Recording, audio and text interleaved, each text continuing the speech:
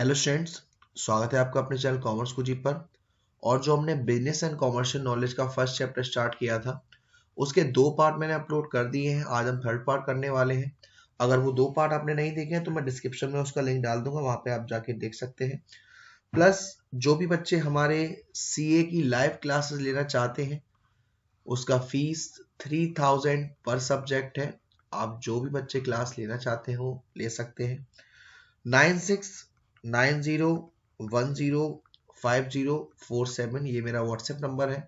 कोई भी डाउट के लिए या सीए फाउंडेशन के जो हमारे ग्रुप्स हैं उसमें ऐड होने के लिए आप यहाँ पर व्हाट्सएप कर सकते हैं। चलिए स्टार्ट करते हैं।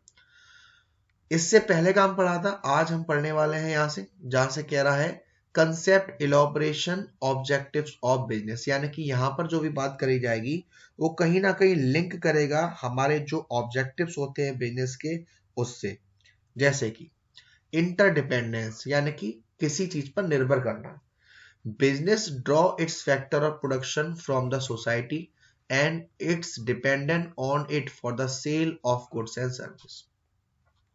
बिजनेस जो भी अपने प्रोडक्शंस को करता है वो सोसाइटी के हिसाब से करता है और उसके बेचने के लिए भी वो सोसाइटी पर डिपेंड है। मल्टीपल स्टेक होल्डर्स, भाई हमारी जो कंपनी होती है वो सिर्फ अकेली नहीं है, उसमें बहुत सारे इन्वेस्टर्स भी हैं, लेंडर्स भी हैं, उसके एम्प्लॉयज भी हैं, उसके कस्टमर्स भी हैं, है ना। एक कम्युनिटी है जो कि उस बिजनेस का पार्ट है एक तरीके से। Amount of profit, profit is just about that much and that less an objective of business as is eating for living। Profit कितना होना चाहिए, है ना भाई, कितना होना चाहिए हमारे पास, बस खाने के लिए आ जाए या एक्स्ट्रा हो जाए, वो डिपेंड करता है कि हमें प्रॉफिट हमारा मिनिमम कंसेप्ट होगा या मैक्सिमम पर होगा। कस्टमर को ध्यान में रखना। If at all there is single purpose of business it is the creation and maintenance of customer. Main purpose क्या होना चाहिए, हमारे जो कस्टमर्स हैं उनके लिए प्रोडक्ट क्वालिटी पर ध्यान होनी चाहिए, सर्विसेज पे ध्यान होना चाहिए, सही कीमत पे उन्हें प्रोडक्ट मिलना चाहिए और परफॉर्मेंस। तो इस चीजों को देखकर हमारे जो बिजनेस है उसके कुछ ऑब्जेक्टिव्स होते हैं। सबसे पहला है हमारा इकोनॉमिक ऑब्जेक्टिव। इकोनॉमिक ऑब्जेक्टिव का मतलब है कि हमारे बिजनेस से हमारे देश की जो इकोनॉमिक कंडीशंस है उस पर क्या असर पड़ेगा। Sales, profit, return on investment, efficiency, achieving more from less, economic value added, ये सारे हमारे इकोनॉमिक ऑब्जेक्टिव है। सेल्स करना, प्रॉफिट कमाना, है ना, जहां पे हमने इन्वेस्टमेंट कर दिया है वहां से हमारे पास पैसे आना अच्छे खासे, है ना। जो भी चीज है हमारे पास उसे एफिशिएंट तरीके से इस्तेमाल करना, चाहे वो लेबर हो, चाहे वो पैसे हो, चाहे वो एसेट्स हो, कहीं भी वेस्टेज नहीं होनी चाहिए। फिर आता है ऑर्गेनिक ऑब्जेक्टिव, इसे हम ऑर्गेनाइजेशनल ऑब्जेक्टिव भी कह सकते हैं। अब इसका मतलब क्या होता है, इसका मतलब होता है हमारी कंपनी के पास 3 ऑब्जेक्टिव होते हैं। एक होता है सर्वाइवल, एक होता है प्रॉफिट और एक होता है ग्रोथ। सर्वाइवल का मतलब है कि आपने जितना पैसे लगाकर बिजनेस को स्टार्ट किया है उतना पैसा आप निकाल पा रहे हो तो आप सर्वाइव कर पा रहे हो, जैसे हम कह रहे हैं सर्वाइवल। फॉर एग्जाम्पल, जैसे कि आपने 40,000 रुपए लगाकर बिजनेस को स्टार्ट किया था और आप 40,000 रुपए ही कमा पा रहे हो, तो आप क्या कर पा रहे हो, सर्वाइव कर पा रहे हो। सर्वाइवल चल रहा है ये हमारा।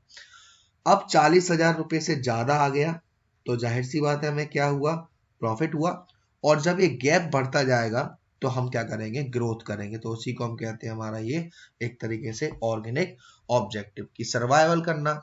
जो भी हमारी एसेट्स है, जो भी हमारे ह्यूमन रिसोर्सेज है, उनकी हेल्थ का ध्यान रखना, उनके लिए रिजर्व वगैरह बना के रखना, ग्रोथ करना।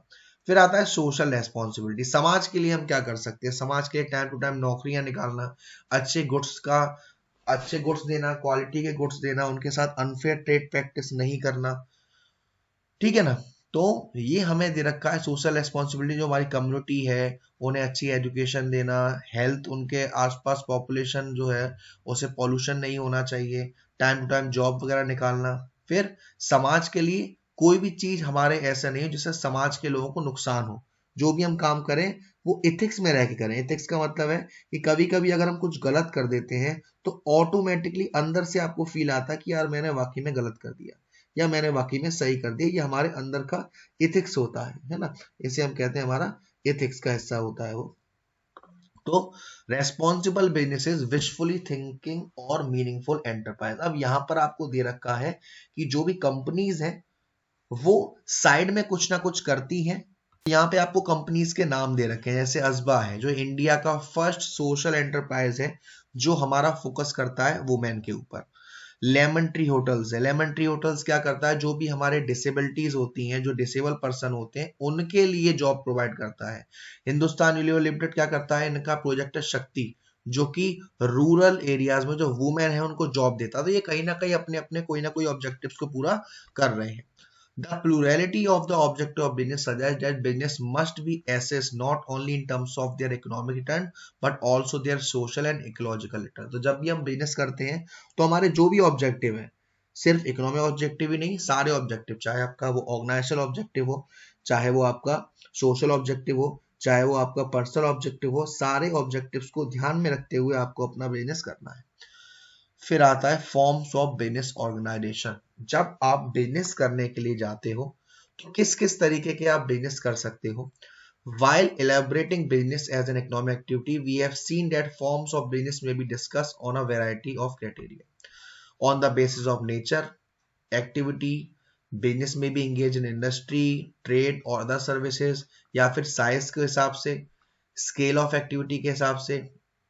तो बिजनेस हमारा किसी भी टाइप का हो सकता है। बिजनेस हमारे नेचर के हिसाब से हो सकता है कि हम इंडस्ट्री में काम कर रहे हैं या ट्रेड कर रहे हैं या किसी सर्विसेज में कर रहे हैं, या साइज के हिसाब से कि हमारा जो कंपनी है वो माइक्रो लेवल पर है, स्मॉल लेवल पर है, मीडियम लेवल पर है, इस हिसाब से। तो before we take up a brief discussion on the various form of business ownership, it is important to take note from the following point about business ownership। अभी हम आगे बढ़े बिजनेस ऑर्गेनाइजेशन पर, ओनरशिप पर, इन सारी चीजों को हमें ध्यान में रखना है। सबसे पहला दे रखा है हमको, तो सबसे पहला कह रहा है business ownership is a bundle of rights. अगर आप कोई बिजनेस स्टार्ट करते हो, वो आपका बिजनेस है, तो आपके पास बहुत सारे बंडल्स होते हैं, बहुत सारी ओनरशिप्स आपको मिल जाती हैं। तो बंडल्स ऑफ राइट, बहुत सारे आपको हक मिल जाते हैं। Ownership is a bundle of right. These right accrue because a person has invested money in it। ये right क्यों मिलते हैं, क्योंकि उस पर्सन ने उसमें पैसा लगाया है। First such right is the titular exclusiveness. अगर आपने एक बुक खरीदी है तो उसकी ओनरशिप पर आप क्लेम कर सकते हो, कोई और नहीं बेनिफिट उठा सकता। आप उसे बेच सकते हो, डोनेट कर सकते हो। ऐसे ही जब आप बिजनेस में पैसे लगाते हो तो उसका प्रॉफिट भी आपका ही है, और अगर लॉस होता है तो वो भी आपका है। और बहुत सारे अधिकार भी होते हैं बिजनेस के पास। कुछ कुछ बिजनेस में जो हमारा मालिक होता है उसे उसके बिजनेस से अलग रखा जाता है। कुछ कुछ बिजनेस में सक्सेशन चलता है। सक्सेशन का मतलब जैसे कि जो ओनर है उसकी डेथ होने के बाद जो उसका नॉमिनी वगैरह है या ट्रांसफरी है उसको उसके मालिकाना हक को ट्रांसफर किया जाता है।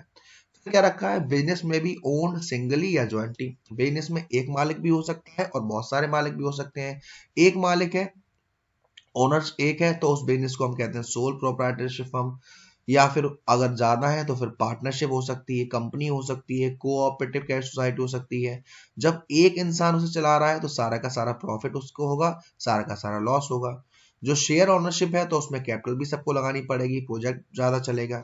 जॉइंट फैमिली बिजनेस हो सकता है जो कि एक लीगली कवर्ड किया जाता है under Hindu undivided family act. ये हमारा जॉइंट हिंदू फैमिली में जो हिंदू धर्म के लोग होते हैं वो इसमें चला सकते हैं, लेकिन वो जब भी चला सकते हैं जब उनके पास कोई जायदाद वगैरह है ना। In fact business organisational theories and thinkers keep contemplating on forms of organ, मतलब चेंज होते रहते हैं जो भी हमारे बिजनेस के फॉर्म्स होते हैं। कोई आप सिंगल के हिसाब से भी चला सकते हो, ज्वाइंट के हिसाब से भी चला सकते हो, वो डिपेंड करता है। तो यहाँ पे अभी हमारे पास सोल प्रोप्राइटरशिप है, पार्टनरशिप है, कंपनी है, कोऑपरेटिव कैश सोसाइटी है, लिमिटेड लायबिलिटी पार्टनरशिप है। ये कुछ आपको नाम दे रखे हैं जिसमें हम बिजनेस को सिंगल भी कर सकते हैं और मल्टीपल भी कर सकते हैं। बिजनेस में भी ऑर्गेनाइज्ड एज अ प्रोप्राइटरी और अ कॉर्पोरेट कंसर्न। फिर इसमें लास्ट में कह रहा है कि बिजनेस जो है आपका वो प्रोप्राइटरी के हिसाब से भी हो सकता है और कॉर्पोरेट कंसर्न के भी हिसाब से हो सकता है। प्रोप्राइटरी जहाँ पे आप अपने हिसाब से, जो मालिक है जो ओनर है वो अपने हिसाब से चलाते हैं, और कॉर्पोरेट कंसर्न का मतलब है जहाँ पे आप सारा का सारा कंपनी के हिसाब से चलाते हैं।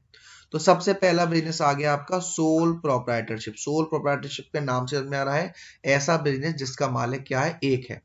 When an individual make a choice to start a business of one owns to be one own boss, a sole proprietorship emerges. अगर एक इंडिविजुअल ने सोचा कि वो अपने खुद का बिजनेस स्टार्ट करेगा जिसमें वो अकेला ही मालिक रहेगा, अकेला ही बॉस रहेगा, उस बिजनेस को हम कहते हैं sole proprietorship business. As such, it can be regarded as the easiest and the earliest form of business. इसको हम सबसे easiest form कहते हैं हमारे बिजनेस की, या फिर सबसे पहली फॉर्म कहते हैं हमारे बिजनेस की.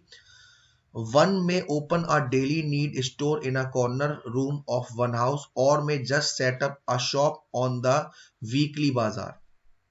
कोई भी इंसान एक डेली की नीड की जरूरत होती है उसके लिए एक दुकान लगा सकता है, या अपने घर में सामान बेच सकता है, या वीकली बाजार लगा सकता है, या फिर मशीन शॉप ओपन कर सकता है. ये सारी चीजें हैं हमारा जिसमें आप अकेले होते हैं, सोल प्रोप्राइटरशिप होती है आपकी, मालिकाना जो भी फायदा होता है वो पूरा होता है, जो भी लॉस होता है वो आपका पूरा होता है. This form of business organization is much appreciated in entrepreneurship literature. The sole entrepreneur is regarded as an economic hero, an autonomous individual who organizes production, use creativity and ingenuity in innovation, bear risk and uncertainty. Sole proprietorship जो होता है, sole proprietorship का जो business होता है उन्हें बहुत ज्यादा एप्रिशिएट किया जाता है एंटरप्रीनरशिप फील्ड में, क्योंकि वो अकेला ही सारे काम को करता है. उसे इकोनॉमिक हीरो भी कहा जाता है. वो सारा प्रोडक्शन, सारा क्रिएशन, इनोवेशन, रिस्क वगैरह, अनसर्टेनिटी सब अपने आप करता है. Drawing analogy from music, the sole entrepreneur is not merely the composer and the director of the enterprise orchestra but also one person band. अगर आप देखें कि एक जो म्यूजिक बनाते हैं तो उसमें गाने वाला भी वही है, बजाने वाला भी वही है, ड्रम बजाने वाला भी वही है, हारमोनियम बजाने वाला वही है, तो वो कहा जा रहा है कि वन पर्सन बैंड है. Of course, when the business grows, such an autonomous behavior becomes a limiting factor as the entrepreneur, sole proprietor is required to share decision making and let go control over the business. ये अलग बात है, जैसे जैसे business बढ़ता जाता है वैसे वैसे जो हमारा ये जो सोल प्रोप्राइटरशिप बिजनेस है इसमें बहुत सारी लिमिटेशंस का सामना हमें करना पड़ता है, जिसकी वजह से हमारा ये बिजनेस अच्छे से नहीं चल पाता है ना. तो जैसे कि आप अपने डिसीजंस के बारे में शेयर करना, बताना लोगों को. So the business undertaken could be on such a small scale that it may be hardly distinguished from self-employment. It may not be even registered as a micro or a small scale business enterprise or industry. ये जो आपका sole proprietorship है उसे ना ही आप micro में register करवाते हैं, ना ही आप स्मॉल स्केल इंडस्ट्री में करवाते हैं. It is an interesting fact that a very high proportion of micro and small business in India are unregistered. एक इंटरेस्टिंग फैक्ट ये है कि ज्यादा से ज्यादा जो प्रपोर्शन है माइक्रो एंड स्मॉल बिजनेस का वो भारत में रजिस्टर्ड है ही नहीं. Usually these enterprise, more so local retailers and street vendors, are so well integrated with the community that they enjoy people trust and provide personalized services. जो हमारे local retailers होते हैं, आसपास की दुकानें होती हैं, या जो स्ट्रीट वेंडर्स होते हैं, वो ज़्यादा से ज़्यादा भारत में अपनी कम्युनिटी बनाए हुए हैं, लोगों का भरोसा जीतते हैं, उन्हें टाइम पर सर्विस प्रोवाइड करते हैं और उनके बेनिफिट्स भी मिलते हैं उन्हें. Together these comprise the unorganized or informal sector of the economy. इन सब ने मिलकर एक unorganized या फिर informal sector बनाया हुआ इकोनॉमी में. It is significant to note that even though individually these might appear not much impact, yet collectively such enterprise make a tremendous contribution to the national economy. अब ये सब काम अकेले अकेले कर रहे हैं, इतना सब होने के बावजूद भी ये लोग उतना इम्पैक्ट नहीं डाल सकते जितना अगर सब लोग मिलके काम करें. You would have observed that numerically these enterprises are the largest. Their collective contribution to GDP, employment and even export is very impactful. This impact is even more considerable when we take into account their indirect contribution as supplier to larger and even multinational. Their importance some अब यहाँ पर कहा जा रहा है कि इनके benefit बताए जा रहे हैं कि जो हमारे देश की जीडीपी है, रोजगार है, योजना है, एक्सपोर्ट्स वगैरह है, उस पर भी इसका काफी ज्यादा इम्पैक्ट रहता है. ऑन द फ्लिप साइड दूसरी साइड बात करें, product for such enterprise are often local होते हैं भाई, है ना, ब्रांडेड नहीं होते. ब्रांडेड से अलग करना काफी डिफिकल्ट रहता है. कॉमन परसेप्शन होता है, वर्किंग कंडीशन की काफी बेकार होती है। ये जो एंटरप्राइज होती हैं वो फॉलो करती हैं हायर या फायर, रखो या जाने दो। लैक ऑफ एम्प्लॉय वेलफेयर, भाई यहाँ पे अकेला मालिक है तो एम्प्लॉयों का भला तो तेल लगा दो उसे। Lack system to effectively deals with social environment, जो भी हमारे सोशल एनवायरनमेंट में चेंजेस आते हैं, सोशल यानी कि किसी भी चीज के अचानक से सेल बढ़ जाना या कम हो जाना, उससे डील अच्छे से नहीं कर पाते हैं। और जो पर्सनल होते हैं, जो लोग होते हैं, उन पर काफी भरोसा इन्हें नहीं होता है। The foregoing paragraph briefly evaluate the role of small scale proprietor firms in the economy। ऊपर आपको बताया गया कि जो सोल प्रोप्राइटर है उसका क्या रोल होता है हमारे इकोनॉमी में from the BCK perspective, and this is going to be our focus, henceforth it will be more useful to examine this and other form of business organization from the point of view of those who create। जिन लोगों ने इसको बनाया उनके हिसाब से भी आपको ये समझ में आना चाहिए कि ये चीज होती क्या। अब ये देखिए, इन सोल का मतलब सिंगल या individual proprietorship. The individual essentially relies on personal saving and assets, जैसे कि उसका घर का कमरा, उसका फर्नीचर, उसकी खुद की साइकिल। जो इंडिविजुअल होता है वो अपनी खुद की जो सेविंग करी हुई है वो, या उसकी खुद की एसेट्स होती है, उस पर डिपेंड होता है शुरुआत में, ठीक है ना। However, in a modern economy where the financial system is fairly developed, it is often possible to obtain microfinance। हो सकता है थोड़ा बहुत वो लोन भी ले ले कहीं से, बैंक से भी या अपनी तरफ से। While in a more developed financial system where the importance of enterprises and business recognized, there may be business facilitator who assist the individual in obtaining finance and other help। मतलब पैसा मिल सकता है उन्हें। We shall be reading about them later in next chapter। इसके बारे में हम दूसरे चैप्टर में पढ़ेंगे। Good news is that in India there is lot of emphasis on business startup and entrepreneurship। Bharat में जो भी बिजनेस करने वाले लोग होते हैं, एंटरप्रीनियर्स होते हैं, उनको काफी बढ़ावा दिया जाता है, सपोर्ट किया जाता है। As a result, sole proprietary firms are able to quickly attain a commercial scale। तो जो हमारे सोल प्रोप्राइटरशिप होते हैं उन्हें बहुत जल्दी इसमें बेनिफिट मिल जाता है। All the profit of the enterprise accrue to the sole proprietor and so do the risk of business. मैंने आपको पहले ही बताया था, सारा का सारा प्रॉफिट उनका और सारा का सारा नुकसान भी उनका। अब यहाँ पर आपको साथ साथ फीचर्स दे रखे हैं और वो एक फायदा है या नुकसान वो भी बताया गया। और कैसे, देखिए, autonomy of being one own boss, अपने खुद का मालिक का फायदा क्या है, नुकसान क्या है। अगर वो अपना खुद का मालिक है तो फ्रीडम है, कोई भी रिस्ट्रिक्शन नहीं है, वो किसी के अंडर काम नहीं करना, अपने खुद के रूल बना सकता है, ठीक है ना। लेकिन इसमें वो एक्सपेरिमेंट करना अपने हिसाब से करेगा। सोल प्रोप्राइटर ऑफ कैपिटल, जितना पैसा लगाना है खुद ही लगाएगा। इसकी लिमिटेशन क्या है, वो अपने बिजनेस को ज्यादा एक्सपेंड नहीं कर सकता। हाँ, ये अलग बात है कि बैंक वगैरह या लेंडर वो उसे एडिशनल रिसोर्सेज या लोन प्रोवाइड कर देंगे, लेकिन जो बोरोइंग कैपेसिटी है वो हमारी कंपनी के कैपिटल पे ही डिसाइड होती है। Visibility of the owner and personal services की मेरिट क्या है, for example the personal rapport with the customer, engage in trust and loyalty. वो आपस में वो डायरेक्ट जाके कस्टमर से मिल सकता है, बात कर सकता है। Sole bearer of risk, risk को उठाने वाला अकेला है, यहाँ पे लिमिटेशन है। This arises from being the sole proprietor of capital, if all the profit belong to her so do the loss. जब उसने सारा का सारा पैसा लगाया है, जब सारा का सारा प्रॉफिट उसका है, तो सारा का सारा नुकसान भी उसे झेलना पड़ेगा। अनलिमिटेड लायबिलिटी, देखो अनलिमिटेड लायबिलिटी का मतलब क्या होता है। अनलिमिटेड लायबिलिटी का मतलब होता है कि अगर आपको कर्जा चुकाने का टाइम आया, मान लीजिए आपके पास कर्जा है 20,000 रुपए का, लेकिन आपकी कंपनी में 20,000 रुपए नहीं है, तो आपको वो पैसा अपनी पर्सनल एसेट्स को बेच के देना पड़ेगा। तो उसे हम कहते हैं अनलिमिटेड लायबिलिटी, और ये एक लिमिटेशन है। Fate as going concern, going concern का मतलब है कि ज्यादा से ज्यादा चलता रहे, तो ये तो पूरा उसकी हेल्थ पर डिपेंड है। अगर वो मालिक मर गया या वो एक्सपायर हो गया, इंस्टॉलमेंट हो गया, तो वहीं की वहीं उसका बिजनेस खत्म हो जाएगा।